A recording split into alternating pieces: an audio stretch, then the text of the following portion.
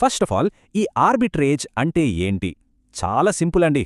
ఒకే stock బీఎస్సీలో ఒక రేట్కి, ఎన్ఎస్సీలో ఇంకో రేట్కి ట్రేడ్ అవుతూ ఉంటుంది కదా, ఆ రెండిటి మధ్య చిన్న తేడాని వాడుకుని తక్కువ ఉన్న చోట కొని, ఎక్కువ ఉన్న చోట అమ్మేయడం. ఆ మధ్యలో వచ్చే చిన్న గ్యాపే మన లాభం. వినడానికి చాలా సింపుల్గా, ఈజీగా అనిపిస్తుంది కదూ. అయితే ఈ ఆర్బిట్రేజ్ చేయడంలో కూడా ఒక సేఫ్ పద్ధతి ఉంది. దాన్ని డెలివరీ బేస్డ్ ఆర్బిట్రేజ్ అంటారు. దీనికి ఒకే ఒక్క చాలా ముఖ్యమైన రూల్ ఉంది. ఏంటంటే, ట్రేడ్ చేసే ముందే మీ డీమ్యాట్ అకౌంట్లో ఆ కంపెనీ షేర్లు ఆల్రెడీ ఉండాలి. ఇది మస్ట్. ఇప్పుడు ఒక ఉదాహరణతో చూస్తే ఇంకా క్లియర్గా అర్థమవుతుంది. అనుకుందాం, మీ డీమ్యాట్ అకౌంట్లో ఆల్రెడీ ఒక 500 రిలయన్స్ షేర్లున్నాయి. మీరు మార్కెట్ చూస్తున్నారు. బీఎస్సీలో షేర్ ప్రైస్ 2950 రూపాయలుంది. అదే టైంలో ఎన్ఎస్సీలో 2940 రూపాయలుంది. ఓకే, 10 రూపాయల తేడా. వెంటనే ఏం చేస్తారు? మీ దగ్గరున్న 500 షేర్లని ఎక్కువ రేటున్న బీఎస్సీలో అమ్మేస్తారు. అదే సెకండ్లో తక్కువ రేటున్న ఎన్ఎస్సీలో మళ్ళీ 500 షేర్లు కొనేస్తారు. సరే, ఇప్పుడు లెక్కలు చూద్దాం. బీఎస్సీలో అమ్మితే మనకి 14,75,000 వచ్చాయి. ఎన్ఎస్సీలో కొనడానికి మనకి 14,70,000 ఖర్చయింది.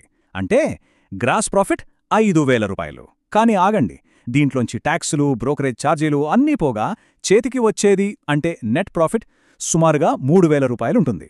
సో ఇక్కడ గమనించాల్సిన పాయింట్ ఏంటంటే, ఈ మొత్తం ట్రేడ్ అయిపోయేసరికి మీ దగ్గర ఉండాల్సిన 500 రిలయన్స్ షేర్లు మీ దగ్గరే ఉన్నాయి. వాటితో పాటు అదనంగా ఎలాంటి రిస్క్ లేకుండా 3,000 రూపాయల లాభం అకౌంట్లో పడింది. చూసారా, ఇదే ఆర్బిట్రేజ్ చేయడానికి కరెక్ట్, సేఫ్ పద్ధతి. కానీ కథలో అసలైన ట్విస్ట్ ఇక్కడే మొదలవుతుంది.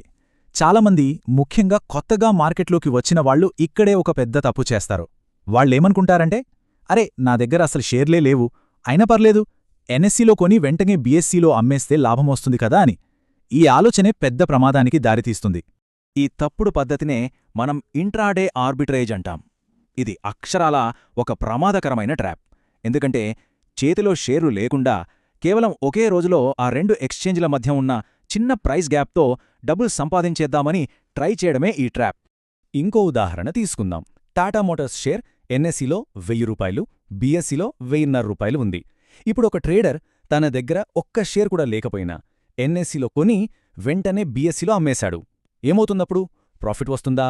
మార్కెట్ రూల్స్ ప్రకారం అసలేం జరగబోతోంది? ఇక్కడే ఉంది అసలు విషయం. సెబీ రూల్స్ ప్రకారం ఒక ఎక్స్చేంజ్లో కొని ఇంకో ఎక్స్చేంజ్లో అదే రోజు అమ్మడం అంటే ఇంట్రాడే స్క్వేర్ ఆఫ్ చేయడం కుదరదు. సిస్టమ్ దాన్ని రెండు వేర్వేరు ట్రేడ్స్లాగా చూస్తుంది.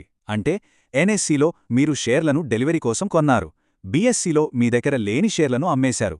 దీన్నే షార్ట్ సెల్ అంటారు. ఇప్పుడు ఆలోచించండి, బీఎస్సీలో అమ్మిన షేర్లను అవతలి వాళ్లకి డెలివరీ ఇవ్వాలి కదా, కాని మీ దగ్గర ఇవ్వడానికి షేర్లే లేవు. ఇక్కడే అసలు చిక్కు వచ్చి పడింది. ఇలా మన దగ్గర లేని షేర్లను అమ్మేసి డెలివరీ ఇవ్వలేకపోవడాన్ని షార్ట్ డెలివరీ అంటారు. దీనికి శిక్ష చాలా తీవ్రంగా ఉంటుంది.